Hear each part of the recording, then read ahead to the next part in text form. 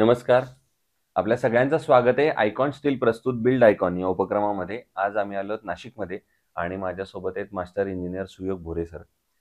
त्यांच्याबद्दल बोलायचं म्हणजे मास्टर इंजिनियर म्हणण्याचं अर्थातच कारण म्हणजे त्यांनी स्ट्रक्चरल इंजिनिअरिंगमधून मास्टर्स केलेलं आहे. हा पहिला पार्ट आहे. पण त्याहीपेक्षा मास्टर म्हणजे महाराष्ट्रातल्या नाही म्हणणार मी, भारतातल्या टॉपमोस्ट 2 इन्स्टिट्यूटमधनं त्यांनी शिक्षण पूर्ण केलेलं आहे आणि त्याच्यानंतर पुन्हा नाशिकमध्ये आपल्या मूळ गावी येऊन आता त्यांनी करिअरला सुरुवात केलेली आहे. आणि आपण नेहमी फक्त असं म्हणतो की शिक्षण किंवा नॉलेज हा आपल्या याचा करिअरचा पाया असतो आणि पाया भक्कम असेल तर ती बिल्डिंग त्याच्यानंतर जशी चांगली उभी राहते तशीच ही पण उभी राहते. पण मला नेहमी असं वाटतं की हे जी पुढची पिढी तरुण इंजिनियर्स जे शिकून येत आहेत, ते या क्षेत्रामध्ये काहीतरी नवीन बदल घडवण्याच्या उद्देशाने येत आहेत. तंत्रज्ञानाच्या साहाय्यानं त्यांना या क्षेत्रामध्ये काहीतरी नवीन करून दाखवायचंय अशा जिद्दीने येतात आणि त्यापैकीच एक माझ्या बरोबर आहेत. तर त्यामुळे त्यांच्याशी गप्पा मारणार आहे. त्यांचे आजपर्यंतचे अनुभव कसे होते, भविष्यात त्यांची वाटचाल कशी असणार आहे आणि या क्षेत्राकडे बघण्याचा त्यांचा स्वतःचा दृष्टिकोन काय आहे, या सगळ्या संदर्भात आज आपण गप्पा मारणार आहोत बिल्ड आयकॉन या प्लॅटफॉर्मवर. नमस्कार. नमस्कार. तर आपण गप्पांना थोडक्यात सुरुवात अशी करूया, कारण येस. मला क्युरिओसिटी तेच आहे की 2 महत्त्वाच्या भारतातल्या इन्स्टिट्यूटमधनं तुम्ही शिक्षण घेतलेलं आहे. त्यामुळे तुमचा साधारणपणे हा शैक्षणिक प्रवास कसा होता? अगदी शाळेपासून ओके. शाळा आणि कॉलेज आणि हे बरोबर, मास्टर्सपर्यंत म्हणजे के-जी टू पी-जी हा प्रवास एकदा ऐकायचा आहे की कसा होता हा सगळा? बरोबर. राहायला मी म्हसरूळला, नाशिकमध्ये. तर घराच्या समोरच प्ले ग्रुप होता. तिकडे मी बिफोर फर्स्ट स्टँडर्ड मी तिथं होतो. हं, त्याच्यानंतर माझ्या बाबांचं म्हणजे हं, वडिलांचं एक हे होतं, की त्यांनी त्यांचं शिक्षण इंग्लिश मीडियममध्ये पूर्ण केलंय. पण त्यांची एक हट्ट हा होता, की मला म्हणजे मुलाला मराठी मीडियममध्येच शिकवायचं होतं. हं, सो मला त्यांनी फर्स्ट पासून म्हणजे पहिलीपासून सिडो मेरी जी हायस्कूल आहे, हं, तिथे मराठी मीडियममध्ये टाकलं. तिथून मी 1ली ते 10वी विथ सेमी इंग्लिश 8वी, 9वी, 10वीत जे हं, असतं ते मी पूर्ण केलं 10वी मध्ये सिडो मेरीला. त्याच्यानंतर 11वी, 12वी नाशिकमध्येच मी केलं. जिथे मी आय-आय-टी चे जे क्लासेस असतात पेसचे ते लावून तिथे शिक्षण घेतलं. त्याच्यानंतर जे-ईला चांगला स्कोर आल्यामुळे मला व्ही-जे-टी-आयला मुंबईला ॲडमिशन मिळाली. हं, नंतर हं, मग हं. ती कॅन्सल करून मी एन-आय-टी सुरतला ॲडमिशन घेतली बिकॉज ऑफ भारतभरातले तिथे मुलं शिक्षणाला येतात आणि तो जो एक एक्सपोजर असतो तो बेटर राहील या उद्देशाने. तिथे मी माझं 4 वर्षाचं बॅचलर इन सिव्हिल इंजिनिअरिंग हे पूर्ण केलं. तेव्हाच फायनल इयरलाच मी गेट जी एक्झाम असते फॉर मास्टर्स एम-टेक करण्यासाठीची ती दिली. त्याच्यातही डिसेंट स्कोर आल्यामुळे मग मला आय-आय-टीजचे जवळपास सगळेच ऑप्शन ओपन झाले होते.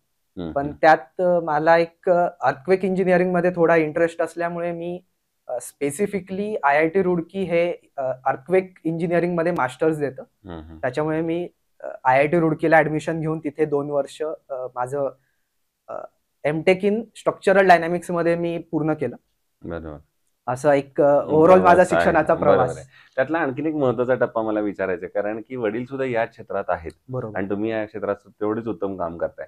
तर मग या क्षेत्राकडे येण्यासाठी वडिलांची प्रेरणा होती का वडिलांचं कंपल्शन होतं का तुम्हाला आवड होती? बरं. तसं माझं पहिलं चॉईस तसा पाहिला तर मी कॉमर्सकडे जायचा विचार करत होतो. हं, वडिलांचं म्हणजे मला जेव्हापासून कळायला लागलं किंवा मी स्वतःचे चॉईसेस स्वतः घ्यायला लागलो, तेव्हापासून बाबांचं एक क्लिअर आहे, की "it is your life. You have to make decisions and you will have to own that decisions." So त्यांनी आतापर्यंत माझ्या 27 वर्षाच्या आयुष्यात कधीही त्यांनी कंपल्शन केलेलं नाहीये, की तू पर्टिक्युलर हे डिसिजन घे किंवा ही बरोबर, गोष्ट कर. बरोबर. पण कॉमर्सकडे मी माझ्या मित्रांमुळे सगळेच इंजिनिअरिंगला जात होते म्हणून मी इंजिनिअरिंगला गेलो. मग बट मला आय-टी, कॉम्प्युटरमध्ये इतका फार इंटरेस्ट नव्हता म्हणून मी सिव्हिल किंवा मेकॅनिकल या 2 फील्डकडे पाहत होतो. हं, पण हं. ॲट द एंड मग मेकॅनिकलपेक्षा सिव्हिल काय वाईट, वडिलांचं बॅकग्राऊंड आहे. त्याच्यात मला अ, काही स्कोप राहील जर मी ते कंटिन्यू करायचं ठरवलं तर त्या हिशोबाने मी सिव्हिलला ॲडमिशन घेऊन मग नंतर मास्टर्स त्याच्यातच कंप्लीट क्या केलं. बात है! पण त्याच्यानंतर महत्त्वाचा प्रश्न येतो ते म्हणजे सिव्हिल इंजिनिअरच्या आयुष्यात एक स्ट्रगल असतो. बरोबर, अर्थातच पहिला प्रोजेक्ट कसा मिळणार, कोणाचा मिळणार? आपण आधी बरोबर, सर्व्हिस प्रॅक्टिस करतो.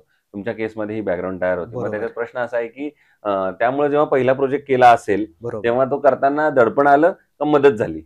अ, मी त्याच्या पहिले एक जस्ट ॲड करेल, की वडिलांनी मला डायरेक्ट ऑफिसला कधीच बसायला त्यांच्याकडनं पूर्णपणे नकार होता. हं, त्यांनी मला पहिले सांगितलं होतं, की पहिले कुठेतरी एक्सपिरियन्स घे, जेणेकरून त्या एक्सपिरियन्स गेन करून मोठ्या फर्ममध्ये चांगले कामं कसे होतात, त्यांच्या सिस्टम्स कशा होतात, त्या शिकून तू स्वतःचं चालू कर. सो मी पुण्याला 1 वर्ष एक्सपिरियन्स घेतला.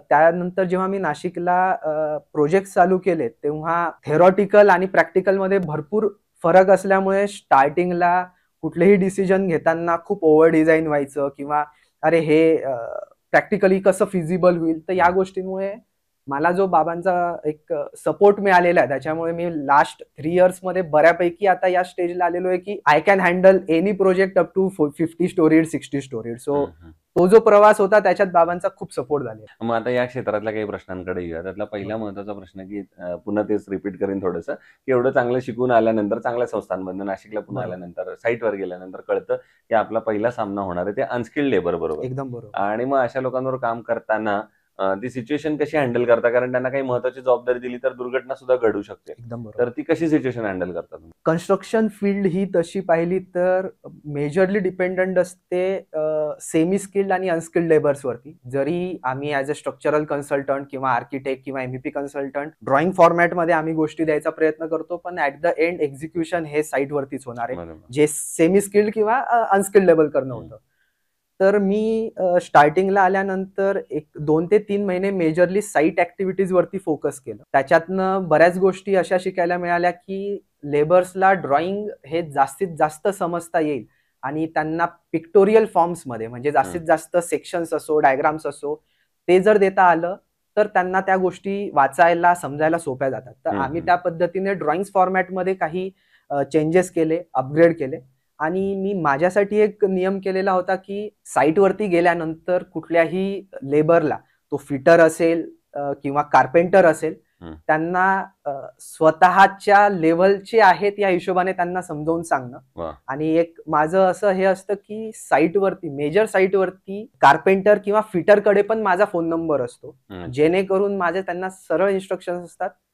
कुठल्याही डिफिकल्टीज आल्यानंतर पहिले मला कॉल करा. काहीतरी चुकीचं करून नंतर तो सॉल्व्ह करायला गेलो तर तुम्हालाही त्रास आहे, आम्हालाही त्रास आहे.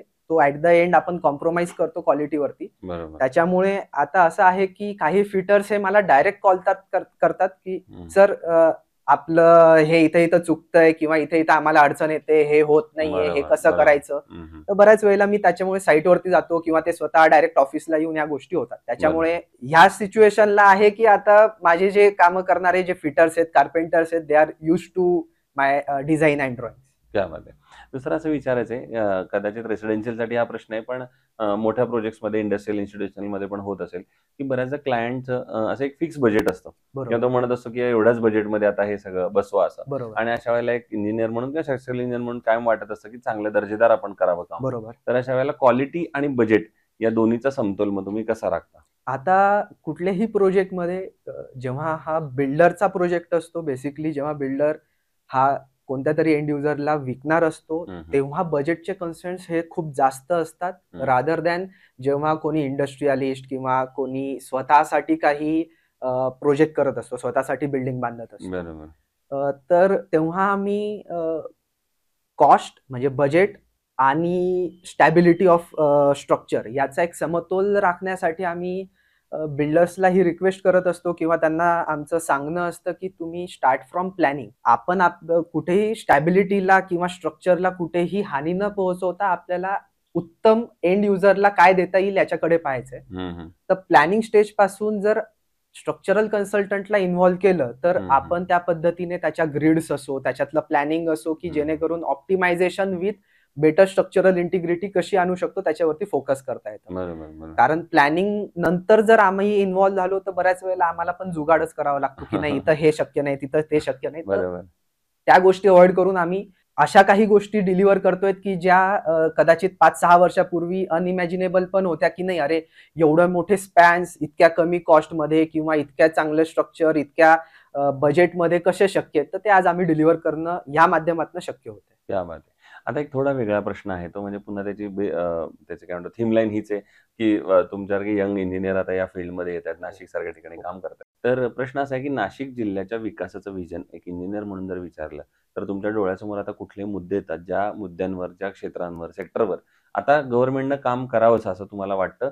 जर नाशिकचा सर्वांगीण विकास इंजिनिअरिंगच्या दृष्टीने आपल्याला जर बघायचा असेल पुढच्या 15-20 वर्षात तर? पहिली गोष्ट नाशिक हे तसं पाहिलं तर एज्युकेशनचं एक हब आहे महाराष्ट्रात. पुण्यानंतर तसं नाशिकला एज्युकेशन हब म्हणून पाहिलं जातं. जवळपास 14 ते 15 इंजिनिअरिंग कॉलेजेस आहेत. तर गव्हर्नमेंटने इंजिनिअरिंग कॉलेजेसच्या एक दर्जावरती थोडं काम करणं गरजेचं आहे. कारण जी तफावत आहे एज्युकेशन आणि फील्डमधल्या रिक्वायरमेंट त्या वाढत चाललेल्या आहेत. बरोबर. त्याच धर्तीवरती आता आम्ही के वाघ सोबत आमचं हे चालू आहे की जे मास्टर्सचे विद्यार्थी आहेत त्यांना 1 वर्ष 6 महिने आम्ही आमच्या ऑफिसला 2, 3, 5 कॅन्डिडेट्सला इंटरव्ह्यूसाठी इंटर्नशिपसाठी आम्ही बोलवत असतो. त्यांना आम्ही तेवढं ट्रेन करत असतो.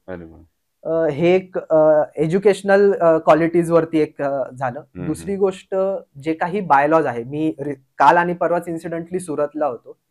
त्यांच्या ज्या सोसायटीज किंवा ज्या त्यांचे प्लॅनिंग आहे ते नाशिकपेक्षा बरंच बेटर आहे. नाशिकमध्ये आज आपल्याला फक्त stand alone building without any garden, open space किंवा या गोष्टी मिळतात.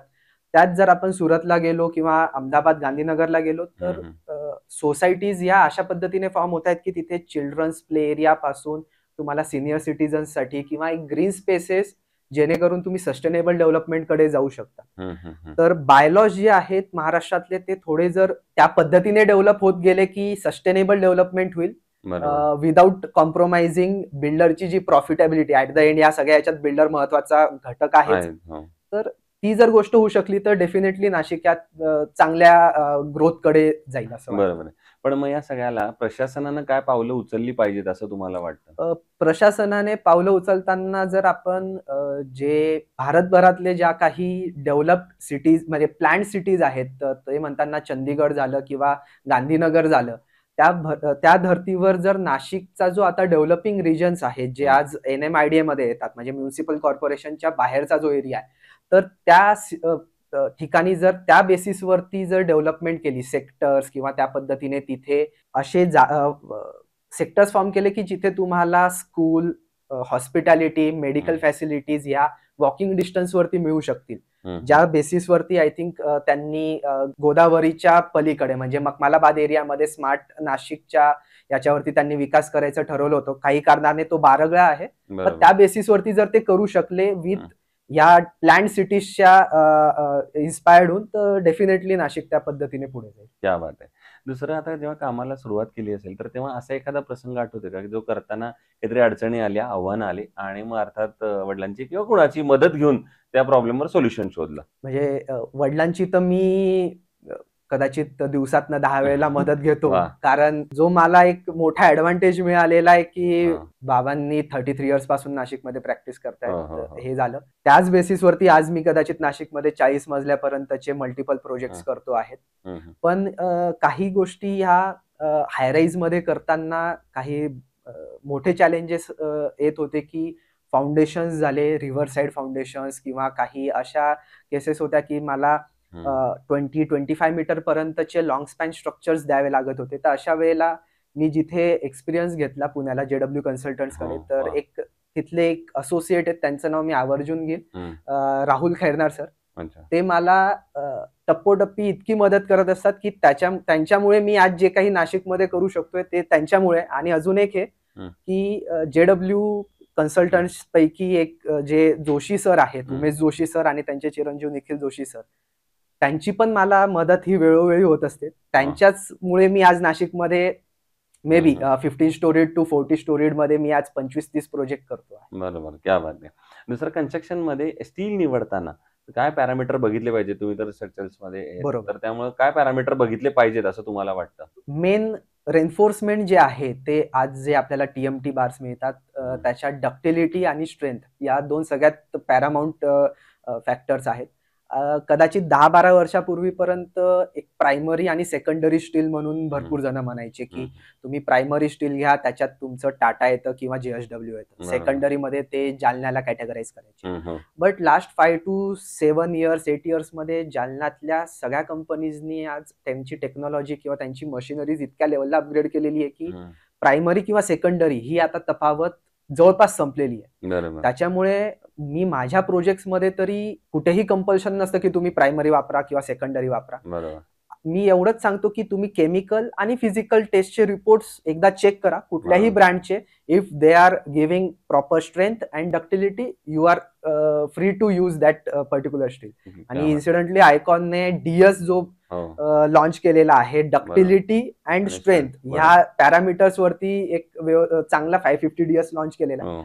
तर माझ्या भरपूर प्रोजेक्ट वरती आयकॉन 550 डीएस हे वापरल्या जातं. क्या बात आहे. आणि आता अगदी शेवटचा प्रश्न, ते म्हणजे या क्षेत्रामध्ये आता तुमच्यासारखेच तरुण इंजिनियर्स येत आहेत, तुमचे मित्र हो. येतात, ज्युनियर्स येतात. बरोबर. त्यांना एक सिनियर म्हणून आणि मित्र म्हणून काय सल्ला द्याल? याच्यात आता मी पाहतोय की बरेच सेकंड जनरेशन कन्सल्टंट्स पण येतात, म्हणजे हं. त्यांचे मुलं किंवा मुली पण आता त्यांना जॉईन होत आहेत, किंवा आता नवीन जे हं. पासआउट्स होत आहेत. तर इन्सिडेंटली आपली जी पिढी आहे त्यांना, किंवा जनरेशन आहे त्यांना आता सॉफ्टवेअर्स हे खूप हँडली झालेले आहेत. आधीच्या जनरेशनला मॅन्युअल कॅल्क्युलेशन्स होते, आता सगळ्यांना सॉफ्टवेअर्स आहेत. तर कुठलंही सॉफ्टवेअर आलं म्हणजे आपण कन्सल्टंट किंवा इंजिनियर झालो असं न पाहता, त्या सॉफ्टवेअरला काय चांगला इनपुट देऊन त्याच्यातलं चांगलं आउटपुट कसं घेता येईल याकडे जास्त लक्ष दिलं गेलं पाहिजे. आणि कुठेही कोर फील्डमध्ये म्हणजे सिव्हिल, मेकॅनिकल, इलेक्ट्रिकलमध्ये एक्सपिरियन्स हा सगळ्यात जास्त मॅटर करतो. कारण तिथे 40 वर्ष जुने जे कोणी तुमची पिढी आहे, ज्यांनी काम केलेलं आहे, ते कधीही तुमच्यापेक्षा सुपेरियर असतात. कारण त्यांना फील्डचे एक्सपिरियन्स असतात, काही चॅलेंजेस त्यांनी ओव्हरकम केलेले असतात. तर नेहमी त्यांच्याकडनं शिकत राहा आणि स्वतःचं काही पण चालू करण्यापूर्वी, म्हणजे जे नवीन असतील किंवा जे सेकंड जनरेशन पण असतील, त्यांनी पण स्वतःचं चालू करण्यापहिले कुठेतरी चांगल्या ठिकाणी एक्सपिरियन्स घ्या. मेट्रो सिटीजमध्ये एक्सपिरियन्स घ्या, जेणेकरून तुम्ही टियर 2, टियर 3 सिटीजमध्ये त्या लेव्हलचे प्रोडक्ट्स किंवा त्या लेव्हलच्या सर्व्हिसेस तुम्ही डिलिव्हर करू शकाल. सो ते इंजिनियर सुयोग भोरेजी आणि त्यांनी सांगितलं त्याप्रमाणे आता हे तंत्रज्ञान म्हणजे अगदीच बेसिक सॉफ्टवेअर पासून सुरू झालेलं तंत्रज्ञान आता अगदी एआय पर्यंत आलेलं आहे. पण एआयला देण्यासाठी तुमची त्या क्षेत्रात कमांड असली पाहिजे. एकदम तर तुम्ही बरोबर, एआयला एकदम काहीतरी कमांड द्याल. एक ते म्हणतात ना, हो. गिगो एक शब्द आहे, हो, garbage ego. In garbage out. त्याच्यामुळे बरोबर. जर तुम्ही गार्बेज इन देताय तर सॉफ्टवेअर तुम्हाला गार्बेज आउटच देणार आहे. Out देणार त्याच्यामुळे आहे. यू शुड नो तुम्हाला काय इनपुट द्यायचे हो. आणि जे आउटपुट येत आहेत ते पण बरोबर आहेत की नाही हे तुम्हाला तपासता यायला पाहिजे. त्याच्यामुळे तुमचं बेसिक्स क्लिअर पाहिजे, तेव्हाच जाऊन तुम्ही सॉफ्टवेअर्स, आता जे काही एआय येत आहे, पॅरामेट्रिक डिझाईन येते, ते तुम्ही पाहू शकता. नक्कीच. तर पुन्हा एकदा आपले मनापासून आभार की तुम्ही Yes. आलात आणि भविष्यात सुद्धा असेच उत्तम आयकॉनिक प्रोजेक्ट आपल्या हातून घडावेत, पर्यायाने देश सेवा घडावी, याच आयकॉन स्टील तर्फे मनपूर्वक शुभेच्छा. थँक्यू.